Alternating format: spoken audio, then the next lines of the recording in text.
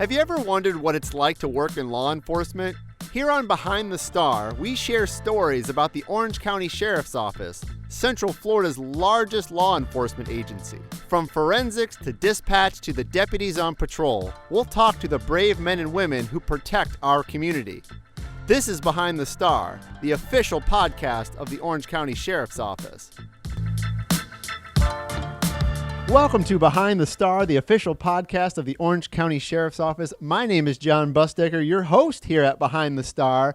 And before I get into this week's podcast, which is a super special version of Behind the Star, I want to thank everybody for listening.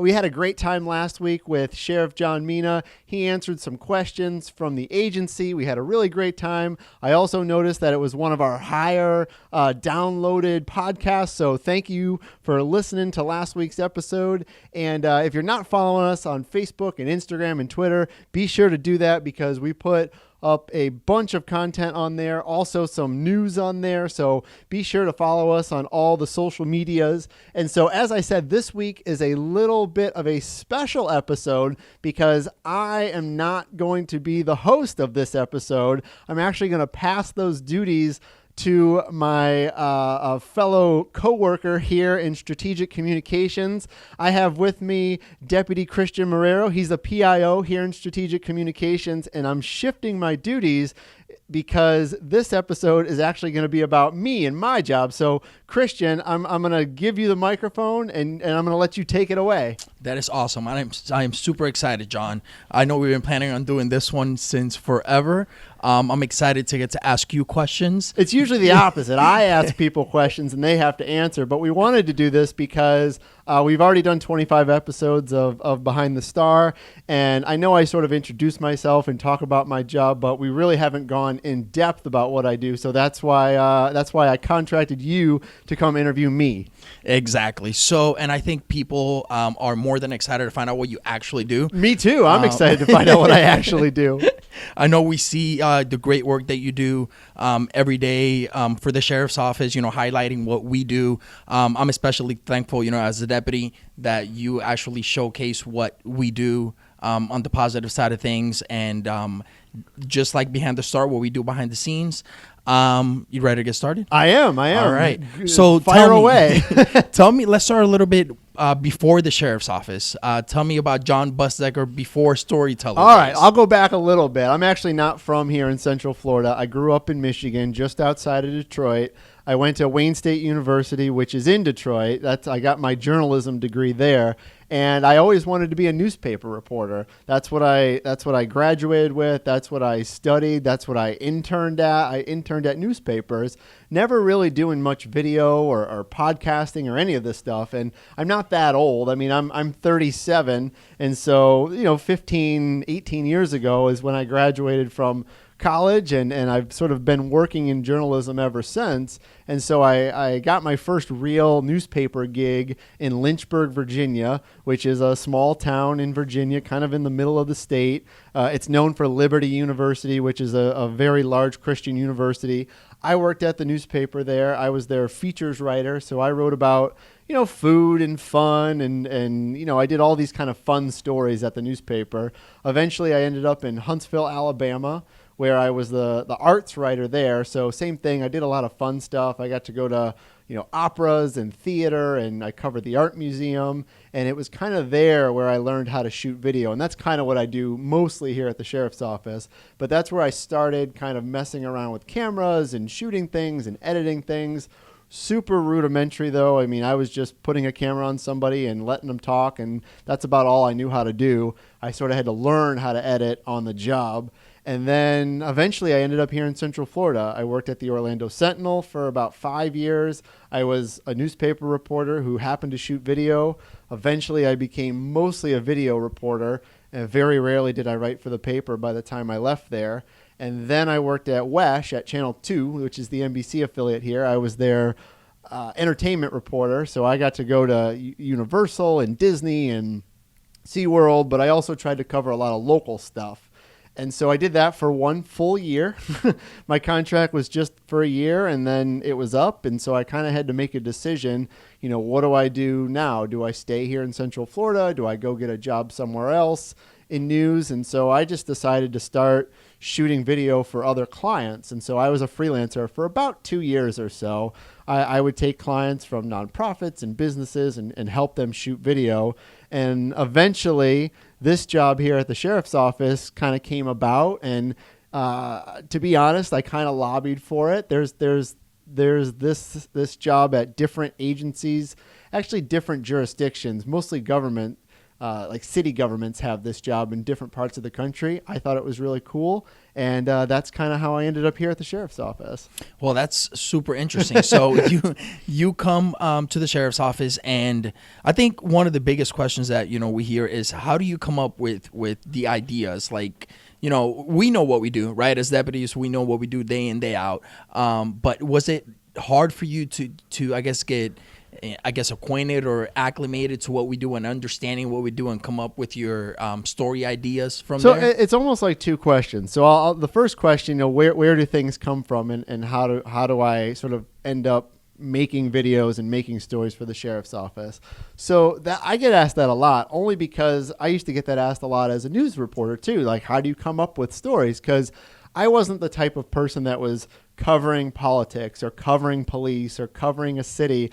A lot of times I would just go out and find stories. And so I kind of bring the same thing here to the sheriff's office, where I try to just find interesting things that are happening at the sheriff's office. Now, we have 2,500 employees here spread across a huge county, and I'm one person. So obviously I can't know every single thing that's going on within our agency. However, I try to talk to people about what they do. I mean, obviously, when you work in government, you go to meetings, you get called into meetings, you go to briefings, all that. So when I go to those, I try to listen and take notes, and people come up to me and they have ideas. And then also just, doing this podcast, I get to talk to different people, and we might talk about their job, but they might just say something, say, oh, here at the stables, we have this. And I'm saying, and in my head, I'll say, wow, that's a really good idea for a video. And so sometimes things just come to me organically, where people will mention something and I'll remember and I'll say, oh, when I have time, I'm going to go back and do that. I also do get assignments here and there too. My boss, Michelle Guido here in Strategic Communications, who I used to work with at the Orlando Sentinel, she goes to a lot of meetings as well. And, people will mention things, or she'll hear things, and, that will turn into some sort of project that I work on. You as well, Christian, you might see something or say something. Or if there's actual news that day, a lot of our deputies deal with some pretty wild things, and we have body cam footage from it. And maybe something happens on a Monday and we come back on a Wednesday or Thursday and try to really highlight what they do. So sometimes things just come up because that's kind of how life works, and things happen, and we want to either spotlight what our deputies do or our civilians, or maybe a little bit of the story got out there, or maybe just a photo we released, but we can go back and sort of tell it in a broader sense and make it a little more interesting for people that follow us on social media. So the way that story ideas come to me, it varies. And so to answer your other question about working with deputies and law enforcement, I mean, I've been here about a year now, and I've had to learn kind of, they're a different breed sometimes, and part of it is just trust as well. I mean, when I first started here back in March, April of 2019, you see this guy and he's carrying around a camera and he used to work in the news, and, who is this guy, and are we going to want to actually talk to him? And so I get that. I mean, I totally understand that, but I hope that after a year, some of the deputies, and I know I'm not going to win everybody over, but I hope a lot of the deputies have seen sort of the positives that come out of the work I do and the care that I put into it. And I hope they see that and they say, okay, like when he asked to maybe come interview me, he's not trying to get me in trouble. He's not trying to make me look bad. He's trying to make the agency look good. And so I hope they see that and they trust me to help tell their story. Absolutely. And I think that's a great thing that you say. It's for us, especially, it's a big part is trusting the people that we're talking to. And I think you've done a great job so far.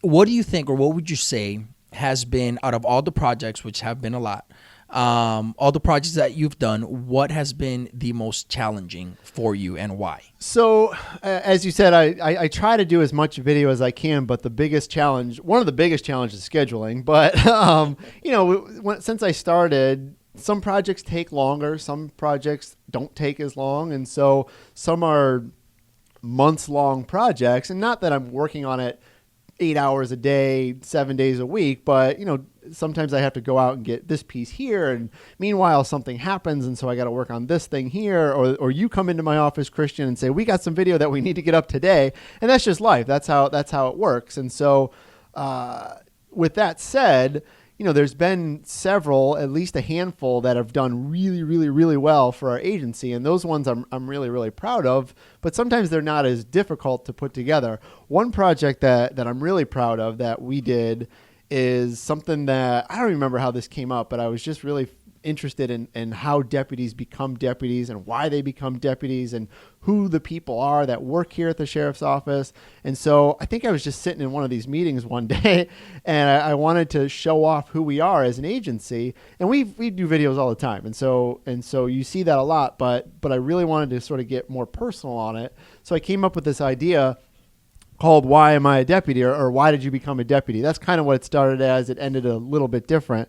So I just wanted to ask deputies from all parts of their career, all different sectors, why do you do this job? Because I'm not a law enforcement officer. I don't plan to be one. I don't think I'd be very good at it. I know how challenging it is, but I respect what they do. I just know it's not for me. And so I wanted to find out, how did you end up in this career?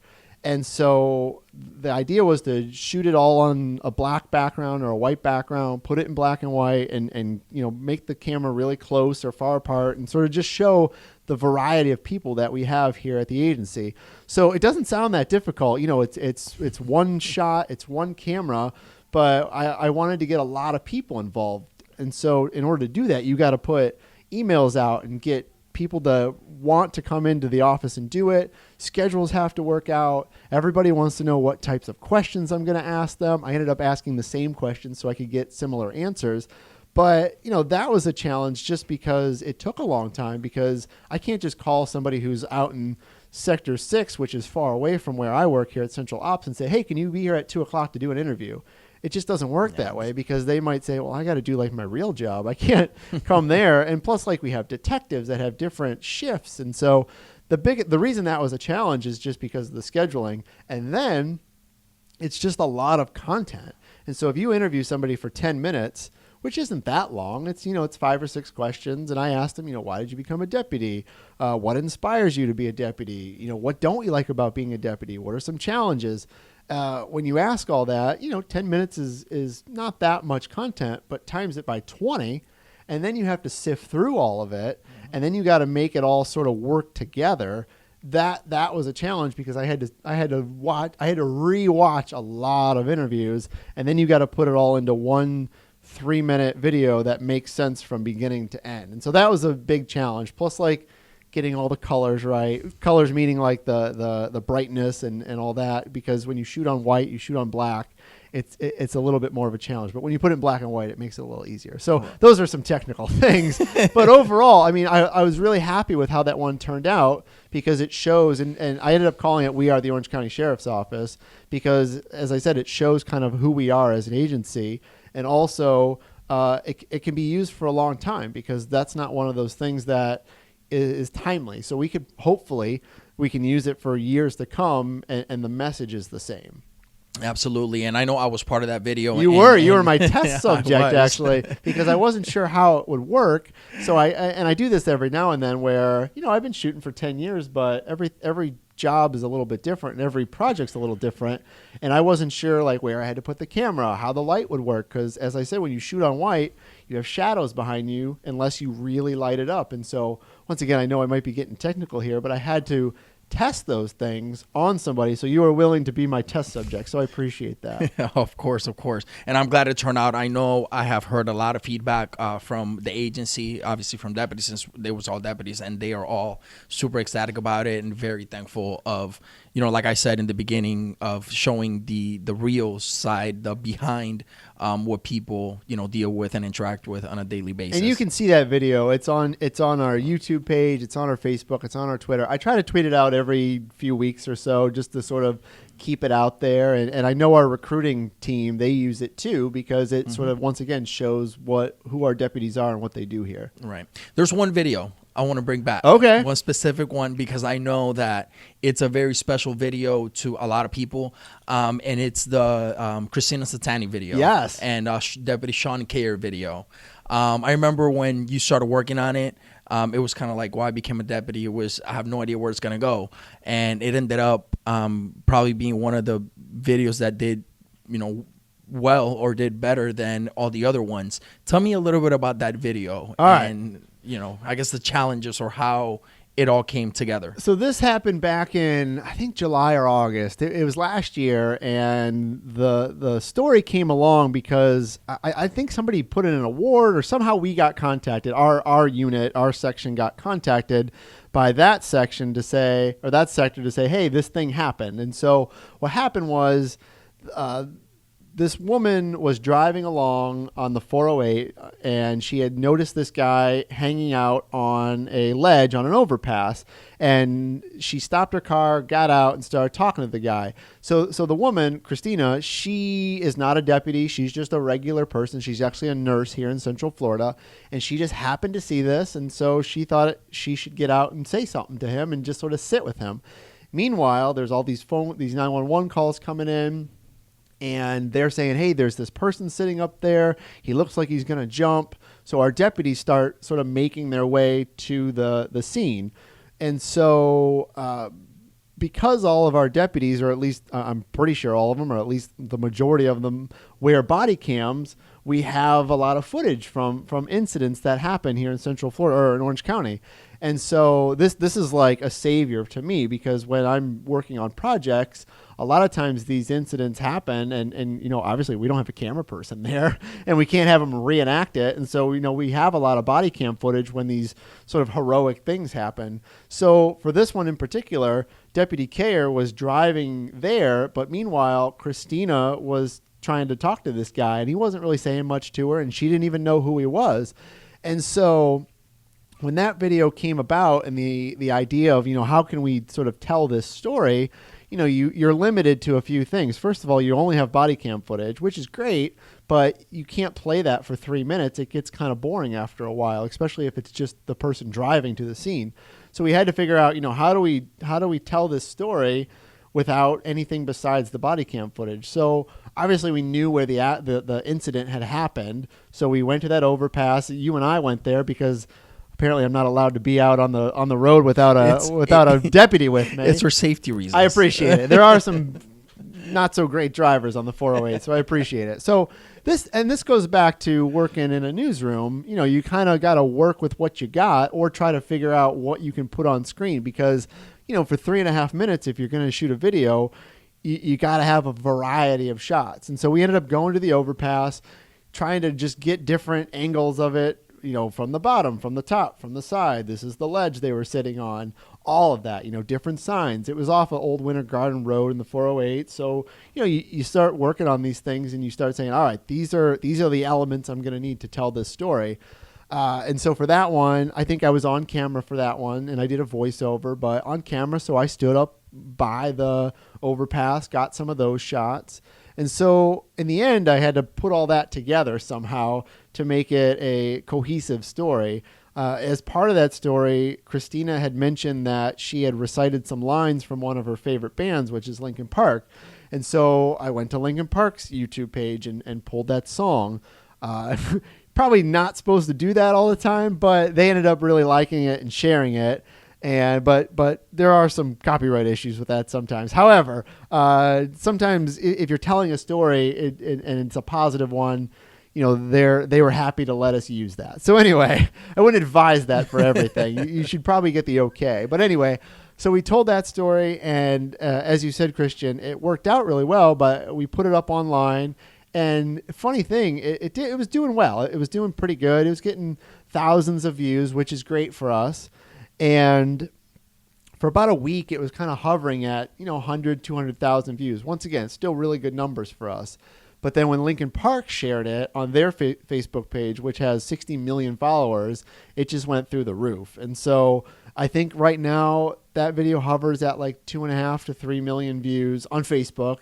It actually did really well on Twitter and YouTube as well. A lot of our videos, they don't do as well on those two social media platforms. It's just Twitter does okay. YouTube, we're just not a YouTube channel, but we put a lot of our content on there. And that one has like 500,000 views or has a lot, I'll say, on YouTube because it got shared on different news sites via YouTube. So, but yes, I'm really proud of that one because it kind of showed what we can do as an agency. How it takes time though. Like I couldn't do that in a day. That one took some time. I had to interview, the deputy. I had to interview Christina. I had to find her. I mean, we had to go through the reports and track her down, and she was willing to sit down with us and be open about everything that happened that day. And as a result, she's been honored, I know twice at least. She was just named the Citizen of the Year here in Orange County. And I'd like to think that probably wouldn't have happened had we not sort of put her story out there. Not that she didn't do a great thing. It's just like all these people know about it now. Right. And she's just a regular person. And I know our sheriff talks about this a lot. Like, deputies can't do their job without the help of the residents here in Orange County. And she's a good example of that. Right. And so much happens here in Orange County that sometimes it's hard to keep up with everything that's happening. So I think those specific things that get highlighted, it doesn't mean that other things aren't happening in Orange County.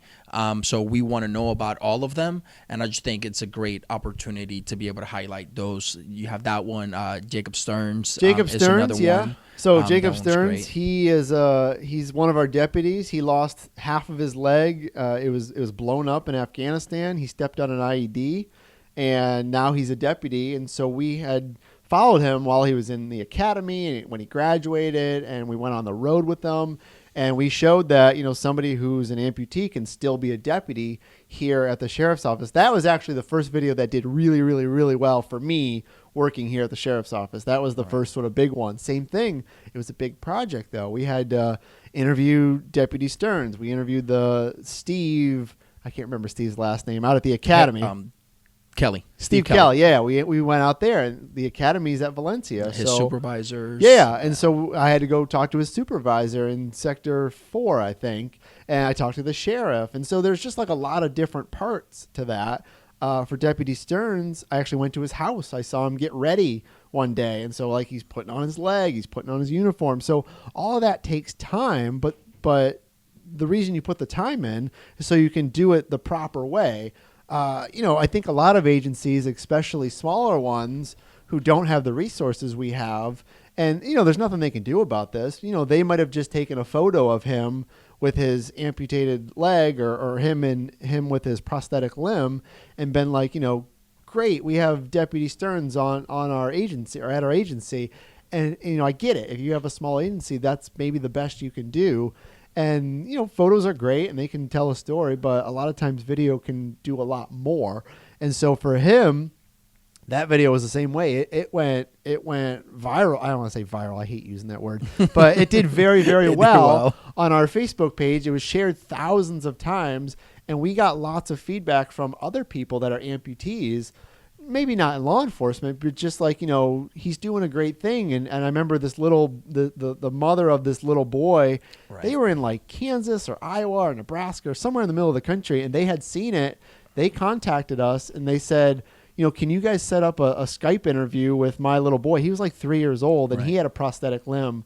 I don't remember if it was his leg or his arm, but we set that up and they got to talk to each other. So those are the really cool things you can do just by sort of telling people's stories here at the sheriff's office. And going back to kind of what I said about other agencies, but also news outlets, they do what they do and they're great at it and they're trained at it. But a lot of times they don't really have the time to do the things that we can do as an agency. The Stearns is a good example. The Stearns video, I probably spent, we spent 6 months on that because we had to wait till he graduated. We had to go to his academy training. I had to go on the road with him. I had to work on it. And so in the end, that probably took a good 6-8 months from start to finish. Most news stations aren't going to do that, especially local ones. They don't have the time, they don't have the staff, and they're just not going to spend all that. So that's where we can sort of shine. Right. So I know we've been talking a lot about video and the projects that you've done, but I know you also do a lot of things here at the sheriff's office. You do a lot of technical stuff. We depend on you a little bit, yeah. A lot. Before we start, we're talking about lighting. We need more lights. We need this. And I know when we have press conferences, you're in charge of live streaming those. Yeah. You do. Wow. We ask a lot of you. Well, part of that is my background in news and video, and I guess I understand how important it is to look good when you're streaming, when you're doing press events and news conferences, because as somebody who has worked behind the camera, I know that, the sound has to be good, the light has to be good. And I know what I know. I'm not super technical. I mean, I can't build systems and all that, but I can at least make it look pretty good for a news camera. And you're right about the live streaming. We've done a little bit more of that. We do a lot from phones because, all of us have phones and we can live stream from the scene and that's great. But sometimes we have news events here at Central Ops, and I want to make that look good. And so, yes, we could do it from a phone, but we could also sort of take it up a notch and do it, as they say, the right way. And so we have some streaming devices, and we've run that through higher level cameras and better audio. And honestly, the whole reason is so we can just make the sheriff's office look more professional. And like I said, that's just something I've done in the past, and I want to bring that here as often as I can. And we can't do it all the time. We don't have the backpacks like the live use. Yeah. I mean, those are great, but they're expensive. I mean, they're like $20,000 pieces of equipment, and I don't think we need that right now. But if we can make it look better, that's what I want to do. I want to try to make all these things look better. And you're right about events. We do events. We do Focus, which was something we did back in October, which was kind of a highlight of all the things we do here at the sheriff's office. We do award ceremonies. And so we've been trying to make those a little more sort of upbeat and fun. So we show video and we show photos, and some of that ends up on me just because, I've covered these things in the past. I know how, what the expectation is. Well, no, you want to make it a fun event. You want to make it so people want to actually come to them. And so you got to liven it up sometimes. I mean, sometimes it's like a big show. And so you want to make the show fun for everybody involved. Right. So what's in store? Give us a little sneak peek of what's coming. I think our listeners want to know, since you're in the hot seat now and you get to answer all the questions. So tell me what's coming. Give me a little sneak peek. Hopefully we can continue doing the projects that we have been doing. We've had about, I'd say, 5 or 6 really, really big videos that have happened. Mm-hmm. We've talked about a few of them. And we've had, there was one about mental health that ended up doing really, really well.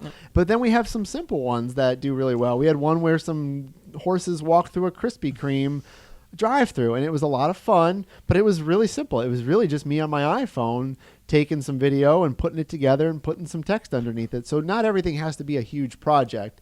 I say projects. There's actually a whiteboard next to me. I bring this over from my days as a newspaper reporter because, sometimes I'll just be walking around the office and I'll think of something and I'll be like, oh, that's a great idea for a project or a story or a video or whatever.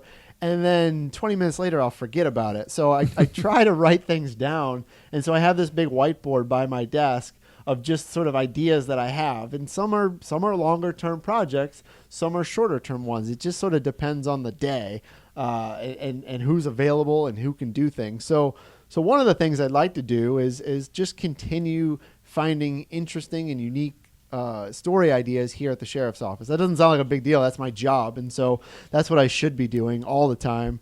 We do this podcast. I want to keep doing that. I like getting to different parts of the agency. I think there's some advances we could do with more live streaming. I know we do a lot of this stuff in the field off of phones. Maybe there is a day where we do live stream those ourselves with cameras and with those backpacks. It's just, is there a need for it? Do we want to make the investment into it? Because like I said, those pieces of equipment are expensive, but they also allow us to live stream from anywhere.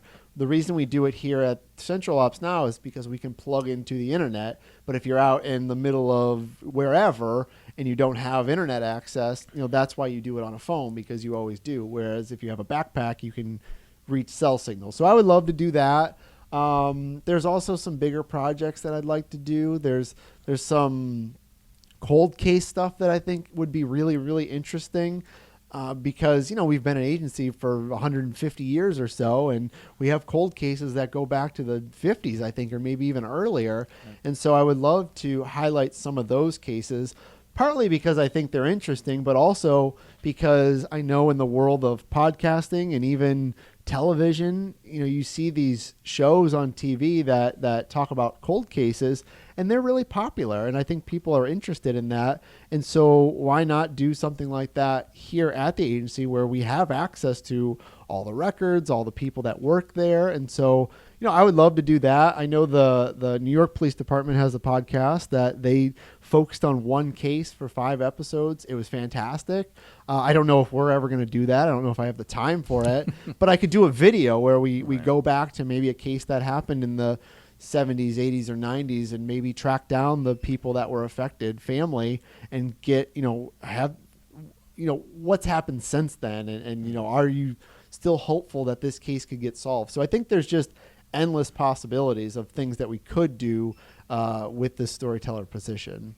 Well, thank you so much for your time, Jon. I think that about wraps it up. I think it was great learning about what you do. I know you get to ask all the questions. I think for a change, it was good to actually learn about what you do and help people understand, the behind the scenes of the storyteller position and the great job that, Jon Busdeker does for us. I'm glad we did this, because now I can just send this podcast to people that are like, what do you do? And so I'm like, well, just listen to this podcast and listen to me talk for 30 minutes, and you might get a little sense of what I do each day. So, but thank you, Christian, for being the guest host today and doing what I normally do. And so I appreciate that. And to all the listeners out there, thanks again for listening to Behind the Star, and we will see you next week. Thanks for listening. Don't forget to subscribe to Behind the Star. You can find us wherever you get your favorite podcasts. Also, follow us on Twitter, Instagram, Facebook, and YouTube.